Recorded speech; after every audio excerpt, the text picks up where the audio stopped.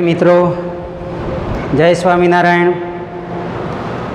આજે ફરીથી ધોરણ 8 વિષય ગુજરાતી, એમાં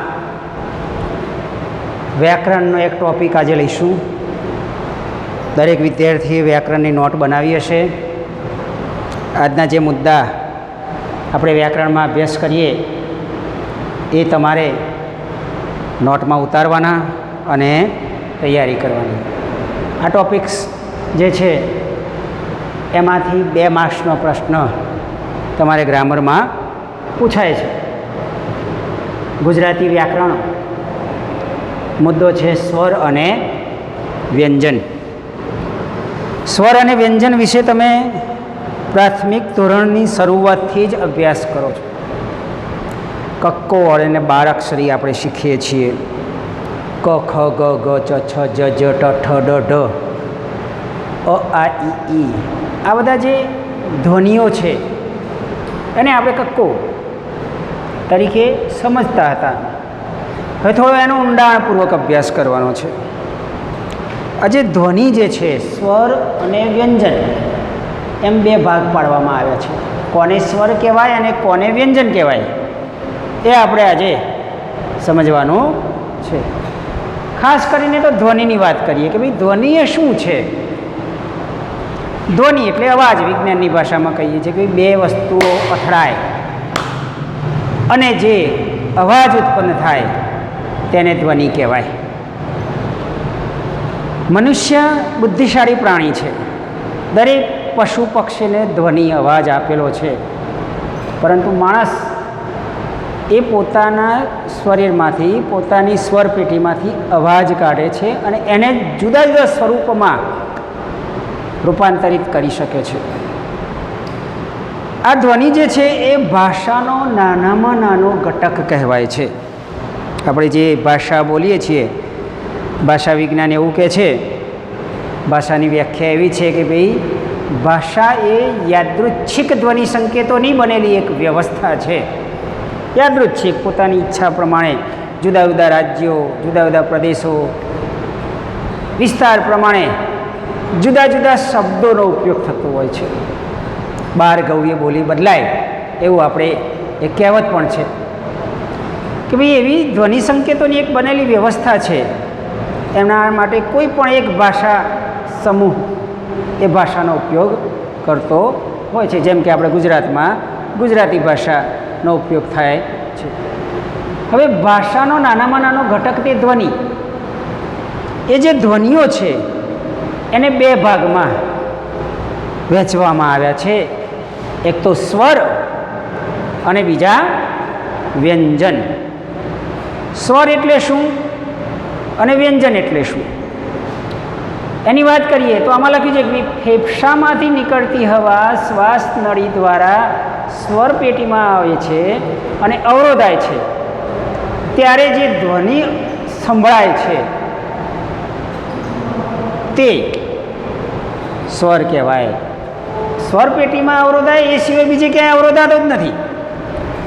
ફેફસામાં લીધેલી હવા, આપણે હવા લઈ અને બોલવાનો પ્રયત્ન કરીએ છીએ ત્યારે ફેફસામાંથી હવા બહાર આવે છે અને સ્વર પેટીમાં અવરોધાય છે. ત્યારે સ્વર પેટીમાં જે નાદ તંતુઓ છે, નાદ તંતુઓની ધ્રુજારી દ્વારા હવા બહાર ફેંકાય છે અને એ હવા બહાર ફેંકાયેલી બીજી કોઈ પણ જગ્યાએ અવરોધાતી નથી ને સીધો ધ્વનિ બહાર આવે છે.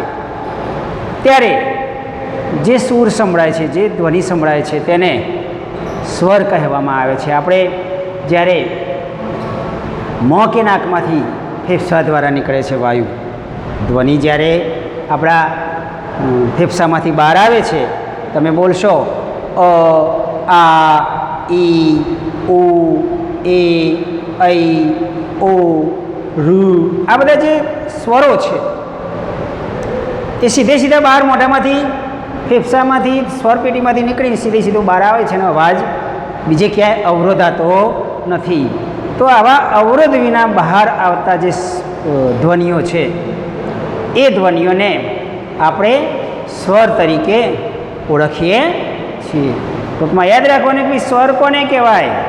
તો મોં કે નાકમાંથી ધ્વનિ રૂપે સંભળાતો વાયુ અવરોધ વિના બહાર આવે ત્યારે જે ધ્વનિ સંભળાય છે તેને સ્વર કહેવાય છે. અને સ્વર એ અ આ ઈ ઉ એ ઐ ઓ ઔ રૂ આ બધા સ્વર કહેવાય છે. જુદી જુદી ભાષાઓમાં એની સંખ્યાઓમાં થોડાક ઘણા ફેરફાર હોય છે. એ જ રીતે વ્યંજન કોને કહીશું? તો વ્યંજન, સ્વર અને વ્યંજન, તમે અંગ્રેજીમાં પણ સ્વર અને વ્યંજન આર્ટિકલ માટે જોઈએ છીએ. એમાં વ્યંજન એટલે કે ભાઈ મોં કે નાક દ્વારા જે ધ્વનિ ફેફસામાં લીધેલી હવા જ્યારે ફેફસામાંથી બહાર આવે ત્યારે સ્વરપેટીમાં, શ્વાસ નાળીની અંદર સ્વરપેટી હોય છે ને એ સ્વરપેટીમાં અવરોધાય છે. એના નાદતંત્રીઓની ધ્રુજારી દ્વારા હવા બહાર આવે છે અને હવા સ્વરપેટીમાંથી બહાર આવે ત્યારે મોઢાના કોઈ પણ એક ભાગે મોંમાં કોઈ એક જગ્યાએ અવરોધાય છે. સ્વરમાં એવું થતું નથી, એ સીધે સીધો અવાજ બહાર આવતો રહે છે. જ્યારે ધ્વનિના ઉચ્ચારણ વખતે હવા અવરોધાય છે કોઈ પણ એક જગ્યાએ, ચાહે ગળામાં, દાંત આગળ, હોઠ આગળ, તાળવામાં, કોઈ પણ એક જગ્યાએ અવરોધાયને જે ધ્વનિનો ઉચ્ચાર થાય તેને વ્યંજન કહેવામાં આવે છે.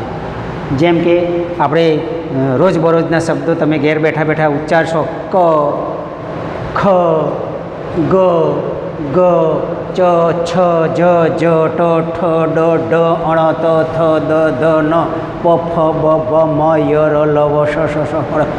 આ બધા જે ધ્વનિઓ છે, વ્યંજનો છે, એમાં જુદી જુદી માત્રામાં જુદા જુદા સ્થળે ધ્વનિઓ અવરોધાઈ અને ઉત્પન્ન થાય છે ત્યારે તેને વ્યંજન કહે છે.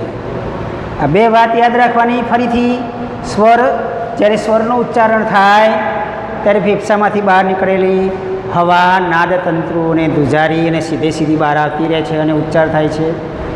જ્યારે ધ્વનિમાં વ્યંજનનો ઉચ્ચાર થતો હોય છે ત્યારે ફેફસામાંથી નીકળેલી હવા નાદતંત્રીઓની ધ્રુજારી સાથે મોઢાના કોઈ એક સ્થળે ગળાથી માંડીને હોઠ સુધી એ અવરોધાય છે અને જ્યારે જે ધ્વનિ ઉચ્ચાર થાય છે એ ધ્વનિને વ્યંજન કહેવામાં આવે છે. હવે આ વ્યંજનો જે છે એના અવરોધના સ્થાનને કારણે એના જુદા જુદા ભાગ પાડવામાં આવ્યા છે. વળી એની જે નાદતંત્રીઓ છે એના કંપનની અવસ્થાને કારણે એને અઘોષ અને ઘોષ એવા ભાગ પાડ્યા છે. અઘોષ અને ઘોષ ધ્વનિ કોને કહેવાય? અલ્પપ્રાણ અને મહાપ્રાણ કોને કહેવાય એની વાત કરીએ તો અઘોષ કોને કહીશું? તો જ્યારે નાદતંત્રીઓ જે છે એ નાદતંત્રીઓ આપણે જ્યારે ઉચ્ચાર કરીએ ત્યારે અઘોષ નાદતંત્રીઓ જે છે એમાં નાદતંત્રીઓનું કંપન અલ્પ માત્રામાં થાય છે. ક અને ખ બોલવામાં બહુ બળ થતું નથી. ક, ખ. જ્યારે ગ અને ગ બોલવામાં થોડું બળ વાપરવું પડે છે. નાદતંત્રીઓનો ધ્રુજારો વધારે થાય છે. ક, ખ, ગ, ગ, ચ, છ, જ, જ, ટ, ઠ, ડ, ઢ, ત, થ, દ, ધ, પ, ફ, બ, ભ. એટલે યાદ રાખવાનું કે ભાઈ અઘોષ ધ્વનિ કોને કહેવાય? કે જેમાં નાદતંત્રીઓ ઓછી અવસ્થામાં કંપે છે. જે ધ્વનિઓનો ઉચ્ચાર કરતી વખતે નાદતંત્રીઓનું કંપન ઓછું થાય તેને અઘોષ વ્યંજન કહે છે. જ્યારે જે વ્યંજનના ઉચ્ચાર વખતે નાદતંતુઓનું કંપન એની માત્રા વધારે હોય અને ધ્વનિ ઉચ્ચારણ થાય ત્યારે એવા જે વ્યંજનો છે એને ઘોષ વ્યંજન કહે છે. ક, ખ, ચ, છ, ટ, ઠ, ત, થ, પ, ફ આ અઘોષ વ્યંજન છે. જ્યારે ગ, ઘ, જ, જ, ડ, ઢ, દ, ધ, બ, ભ એ ઘોષ વ્યંજન તરીકે ઓળખાય છે. પછી બીજી પણ વાત છે કે ભાઈ અલ્પપ્રાણ અને મહાપ્રાણ પણ હોય છે. જ્યારે ધ્વનિનો ઉચ્ચાર થાય ત્યારે હવાનો ધક્કો જે છે એનો પ્રાણ, હવાનો ધક્કોનું પ્રમાણ અલ્પ પ્રાણ ક ગ ચ જ ટ ઠ ડ ત દ પ બ આમાં હવાનો ધક્કો ઓછો હોય છે. જ્યારે ખ ગ છ જ ઠ ડ થ દ ધ પ અરે ફ અને બ એમાં હવાનો જથ્થો વધારે હોય છે, વધારે હવાનો ઉપયોગ કરવો પડે છે, એટલે એને મહાપ્રાણ કહે છે. જેમાં હવાનો ધક્કો ઓછો લાગે અને અલ્પ પ્રાણ અને હવાનો ઉપયોગ વધારે વાપરવો પડે. આ જે વ્યંજનો છે એમાં વધુ માત્રામાં હવા વાપરવી પડે છે. અમુક વખતે તમે જોયું છે કે ભાઈ તમે દોડીને આવ્યા હોવ, શ્વાસ ચડી ગયો હોય, ત્યારે તમારે ઉચ્ચાર કરવાનો હોય, બોલવાનું હોય, ત્યારે અમુક શબ્દો બોલવા માટે તમારે વધારે હવાનો ઉપયોગ કરવો પડતો હોય, ત્યારે ઘણીવાર ઘણા ઉચ્ચાર કરી શકતા પણ નથી. એવા સમયે જે વધારે હવાનો ધક્કો જરૂર પડે ને ધ્વનિઓનો ઉચ્ચાર થતો હોય ત્યારે તેને મહાપ્રાણ ધ્વનિ તરીકે ઓળખવામાં આવે છે.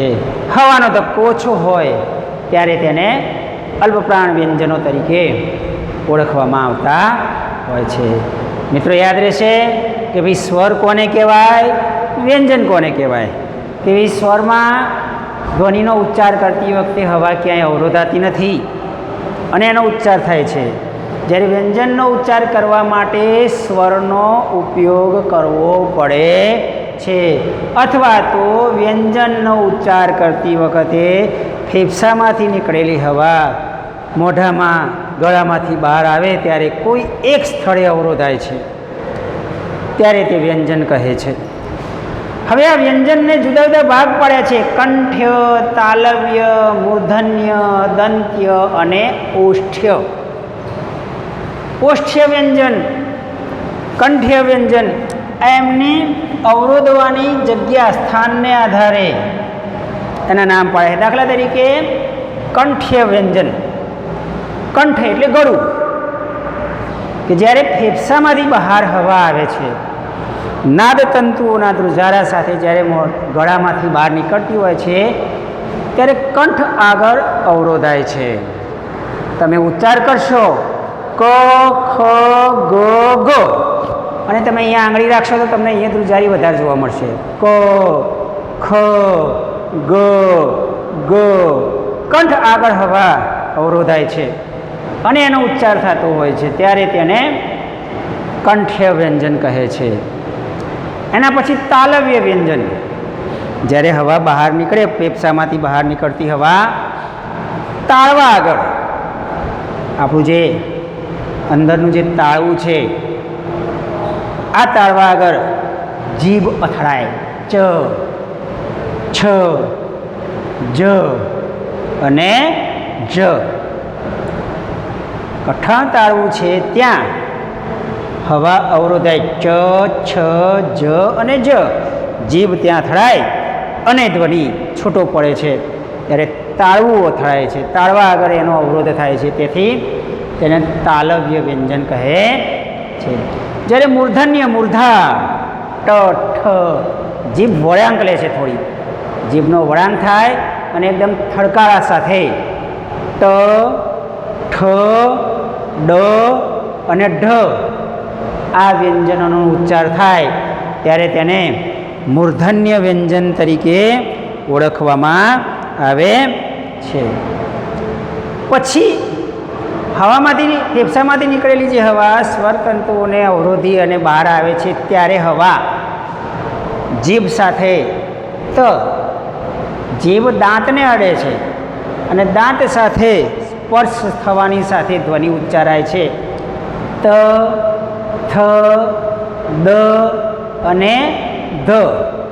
તો આવા ધ્વનિઓ દંત્ય વ્યંજન કહેવામાં આવે છે. જે દાંત સાથે હવા અવરોધાય, જીભ અને દાંતનો સ્પર્શ થાય અને હવા અવરોધાય અને જે ધ્વનિનો ઉચ્ચાર થાય તેને દંત્ય વ્યંજન તરીકે ઓળખવામાં આવે છે. પછીની વાત કરીએ તો ઓષ્ઠ્ય વ્યંજન. ઓઠ, હોઠ, આપણે એને હોઠ કહીએ છીએ. બે હોઠ ભેગા થાય અને હવા અવરોધાય. જ્યારે ફેફસામાંથી હવા બહાર આવે, સ્વરપેટીમાં જાય, નાદતંત્રીઓની ધ્રુજારી થાય અને ધ્વનિ ઉત્પન્ન થાય અને એ હવા હોઠ આગળ અવરોધાય.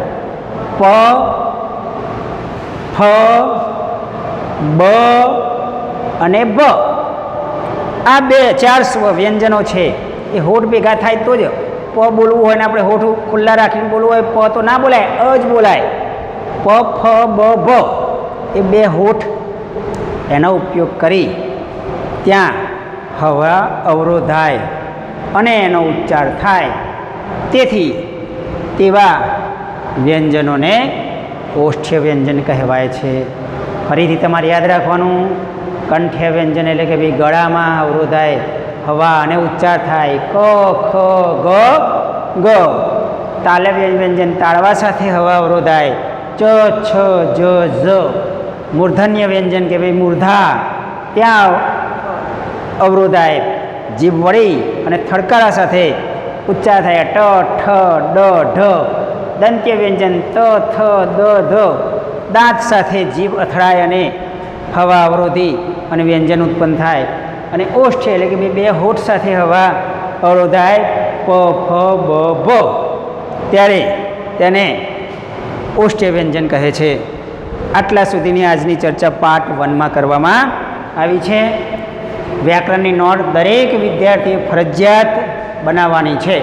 હજુ પણ ઘણા વિદ્યાર્થીઓ એવા છે કે જે પરીક્ષા પણ આપતા નથી. ગઈકાલે 7મી તારીખે એક્ઝામ લીધી, એમાં હજુ 6-7 વિદ્યાર્થીઓ એવા હતા જેમણે પરીક્ષા આપી નથી.